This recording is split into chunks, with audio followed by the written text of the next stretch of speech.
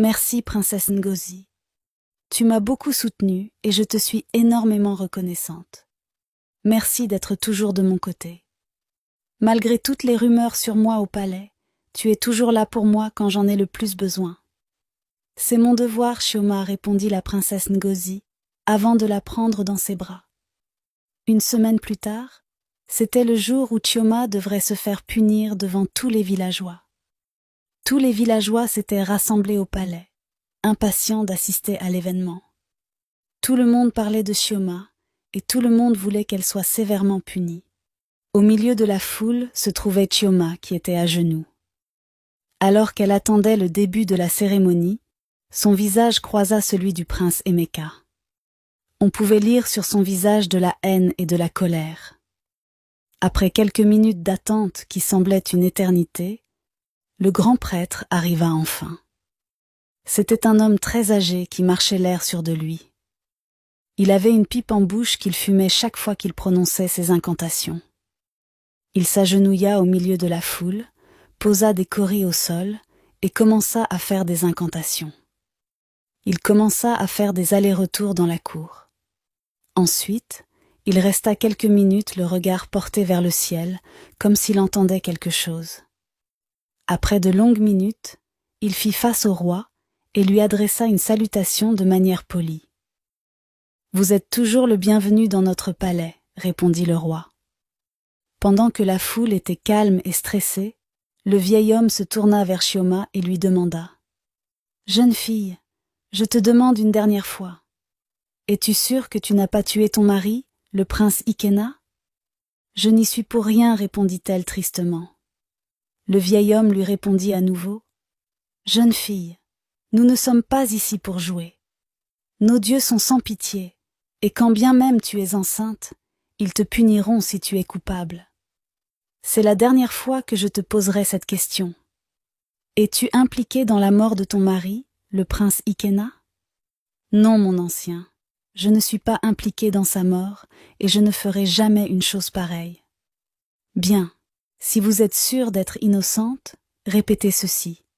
Moi, Chioma, je jure que je n'ai rien à voir dans la mort du prince Ikena. Si j'ai tort, que les dieux déversent leur colère sur moi, mais si j'ai raison, qu'ils me laissent et s'en prennent au coupable. Elle s'exécuta aussitôt l'air sûr d'elle. Moi, Chioma, je jure que je n'ai rien à voir dans la mort du prince Ikena. Si j'ai tort, que les dieux déversent leur colère sur moi, et si j'ai raison, qu'ils me laissent et s'en prennent au coupable. Lorsqu'elle eut fini de prononcer les paroles du vieil homme, tout le monde commença à regarder au ciel, mais tout le monde fut étonné de voir qu'il ne se passait rien. On ne voyait aucun signe qui pourrait montrer que Chioma était coupable. Tous les villageois étaient choqués.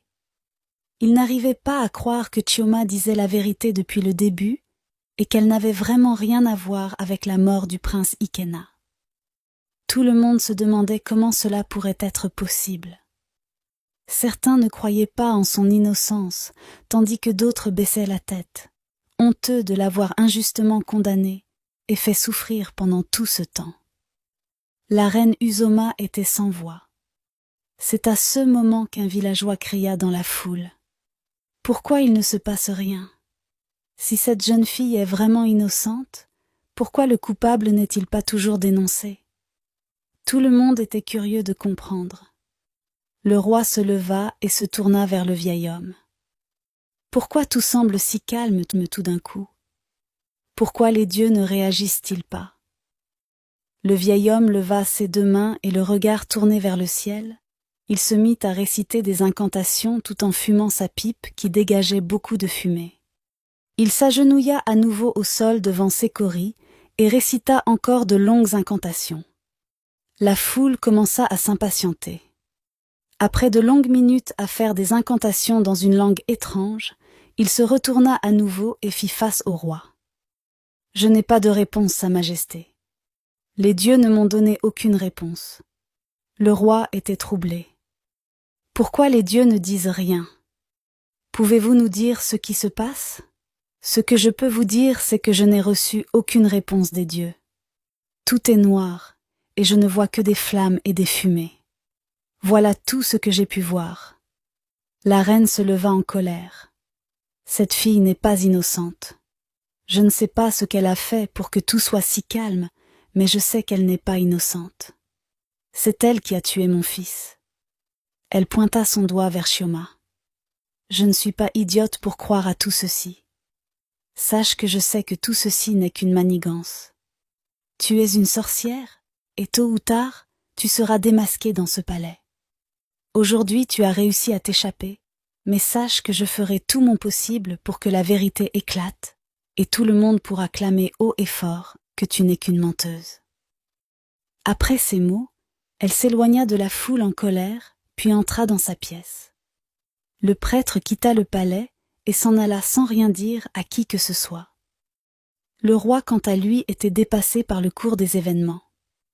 De tout son règne, il n'avait jamais assisté à une scène pareille. Son fils avait été assassiné, et même le prêtre était incapable de trouver l'auteur du crime. Il mit fin à la séance. Tous les villageois étaient déçus et se sont retournés chez eux. Pendant que tout le monde s'éloignait, la princesse Ngozi alla à nouveau près de Chioma. Elle se mit à sa hauteur et lui dit « Tu peux maintenant respirer un grand coup, Chioma. Il est bien clair que tu es innocente. Tu peux remercier les dieux de t'avoir innocentée aujourd'hui. Au moins tu n'auras pas à être punie et tu pourras toujours rester dans le village. »